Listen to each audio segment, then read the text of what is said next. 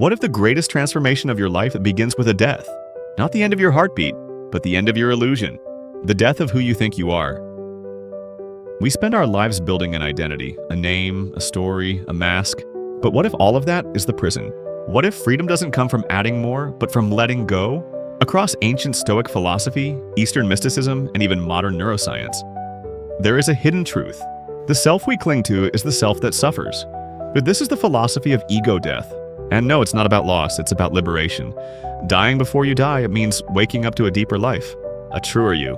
Stay with me, because the next few minutes may undo everything you thought you knew about yourself and lead you to everything you've always searched for, the death worth dying. There is a paradox whispered across time. Die before you die and you will never die. This phrase is not meant to confuse, it is meant to awaken. It calls us to the greatest of inner revolutions, ego-death. But what does it mean to die before you die? The ego is not simply your identity.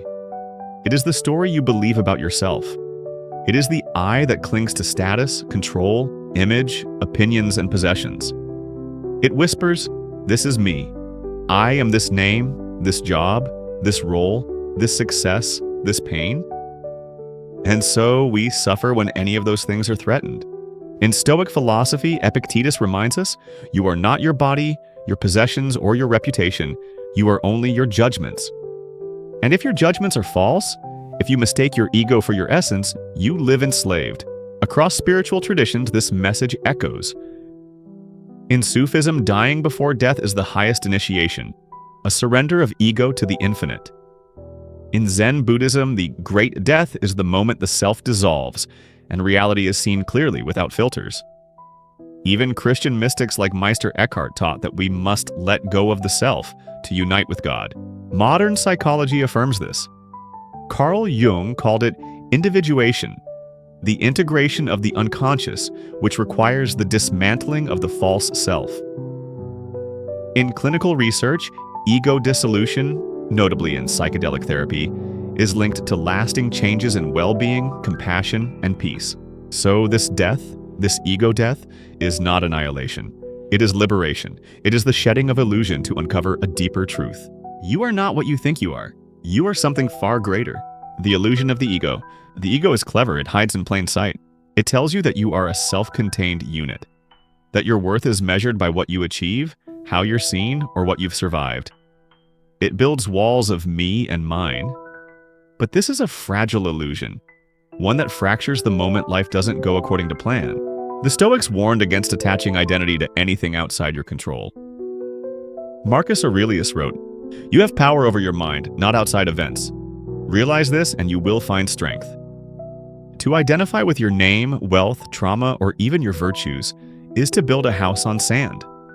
The ego demands constant maintenance. Praise, validation, comparison. It thrives on separation. I versus you, mine versus theirs, success versus failure. But ancient wisdom cuts through this falsehood.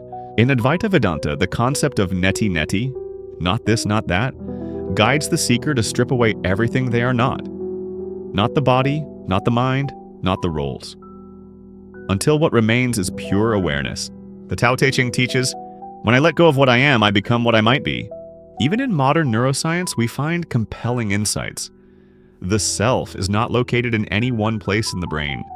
Rather, it's an emergent illusion, a narrative stitched together by memory, culture, and perception.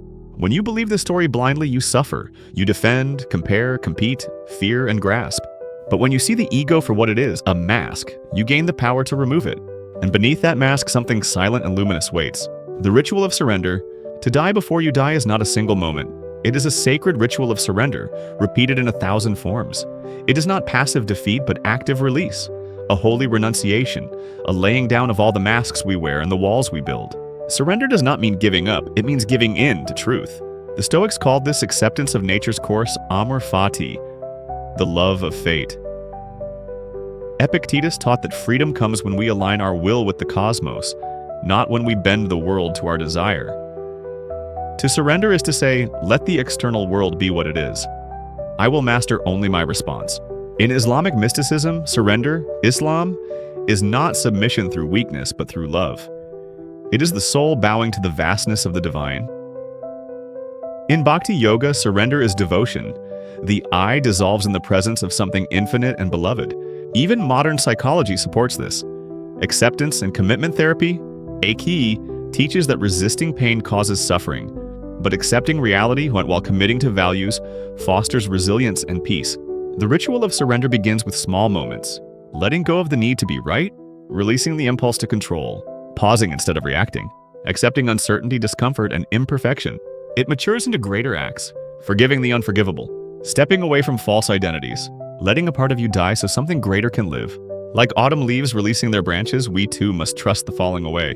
True surrender is not weakness. It is the first breath of awakening. It is the sacred act of becoming no one. So you can finally meet yourself. Ego death and the spiritual awakening. What lies on the other side of ego death? Silence, stillness, and then awakening. When the ego dies, even for a moment, we glimpse the world without the filter of me. We see reality as it is, not as we are conditioned to perceive it. This is not a loss. It is a revelation. The Buddha described enlightenment as the end of craving and identity clinging. No longer bound by the illusion of self, one becomes present, compassionate, and free. In that emptiness, life flows through us like a river, not something to control, but something to dance with. In Stoicism, ego death is the taming of passion by reason. The sage, according to Seneca, does not act from ego, but from virtue. Anger, greed, fear, they all arise from egoic attachment. The wise person no longer sees insult, fame, or death as personal. They walk untouched by what once would have shattered them. In Christian mysticism, ego death is described as the dark night of the soul, a terrifying but holy experience where the old self dissolves, making room for divine union. St. John of the Cross writes that only when the self is emptied can God enter. Modern neuroscience has studied this too. Psychedelic research reveals that during ego dissolution, areas like the default mode network, linked to self-referential thought, quiet down. This often results in feelings of unity, peace, and love. But spiritual awakening is not about ecstasy, it's about clarity. You begin to see others not as enemies or competitors, but as mirrors. You see yourself not as superior or broken, but as whole, evolving, and interconnected. The death of ego is the birth of soul. The identity trap, how we create our own suffering. The ego is not evil, it is simply afraid. It builds identities, roles, labels, personas, not to deceive, but to survive. Yet in its effort to protect us, it traps us. We become imprisoned by our own stories. I am the strong one. I am the broken one. I am a failure. I am what happened to me. These identities may have once been useful. They helped us navigate a chaotic world. But what once served us eventually suffocates us. The Stoics warned of this trap. They taught that if we define ourselves by external things, wealth, status, even opinions, we are hostage to them. Epictetus said, if someone succeeds in provoking you, realize that your mind is complicit in the provocation. Our identity becomes the battleground where suffering begins. In Hindu philosophy, this is Maya, the illusion of separation. We mistake the part for the whole, the mask for the face. Yoga, in its deepest sense, is the practice of remembering our true self beyond these illusions. Atman, the undivided self. Modern psychology speaks of cognitive fusion, the state in which we become entangled with our thoughts and identities. We no longer have thoughts, we are them. And so we suffer not because of reality, but because of how tightly we cling to our stories about it. Ego death begins with this realization. You are not your pain. You are not your past. You are not your titles, failures, successes, or scars. You are the awareness that sees it all. When we let go of identity, suffering loosens its grip. We don't stop feeling, but we stop being defined by what we feel. And that is where healing begins. Rebirth, who you become after ego. Death, after the ego dies, something extraordinary happens. A rebirth, but this rebirth isn't loud. It's not a fireworks display or a dramatic transformation. It's subtle, quiet. Like the first light of dawn after a long, dark night. You begin to move differently in the world, not because you've become someone else, but because you've stopped pretending to be who you're not. In this space, a new self begins to emerge, not a persona, but an essence. The Stoics would call this living according to nature. Not as in doing whatever you want, but aligning with your rational, moral, and universal nature. Marcus Aurelius wrote, "Look within. Within is the fountain of good, and it will ever bubble up if thou wilt ever dig." In Buddhism, this is the awakening of no self. The understanding that because the self is fluid, we are free to meet each moment without being trapped by the past. This freedom is not chaotic, it is compassionate. When you are no longer protecting a fragile ego, you can finally show up with courage, presence, and kindness. In psychology, this transformation has a name: post-egoic growth. After major life disruptions or ego-shattering events, people often report increased purpose, deeper relationships, and a more authentic sense of self. Rebirth after ego death doesn't mean you stop having preferences, goals, or opinions. It means those things no longer define your worth. You engage with life, but you are not enslaved by it. You act but from awareness. You speak but from stillness. You love not to complete yourself, but because you are already whole. This is who you become after ego death. No one, and yet more yourself than ever before. The daily practice of dying before you die. Ego death is not a one-time event. It is a practice, a discipline, a sacred dying every single day. You don't have to retreat to a monastery or sit in a cave. The invitation is here now in your everyday life. It begins the moment you pause before reacting, the moment you choose silence over ego, the moment you stop defending a self that no longer needs defending. The Stoics practiced this daily. Every night, Marcus Aurelius reflected on his thoughts, judgments, and desires. Not to judge himself, but to witness what was ego and what was essence.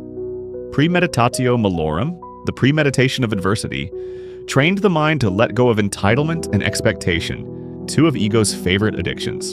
In Christianity, Paul writes, "I die daily." This isn't morbid, it's spiritual renewal. Every day the false self dies so that the soul can rise. In Zen, there is a phrase, "die on the cushion." Each meditation is a mini-death, a return to emptiness, a stripping away of the self until only breath and awareness remain. You can do the same. When you forgive instead of retaliate, ego dies. When you listen without needing to speak, ego dies. When you choose truth over image, love over pride, presence over performance, ego dies. And with every death, something eternal is reborn. Peace, clarity, grace. So die a little today. Let go of one idea, one reaction, one old story. Make space for something deeper to live. Because when you die before you die, you realize there was never anything to fear. There was only something to awaken. And so the invitation remains, to die before you die. To let go of everything false so that what is real may finally breathe. This path isn't easy, but it is the only way to live fully awake.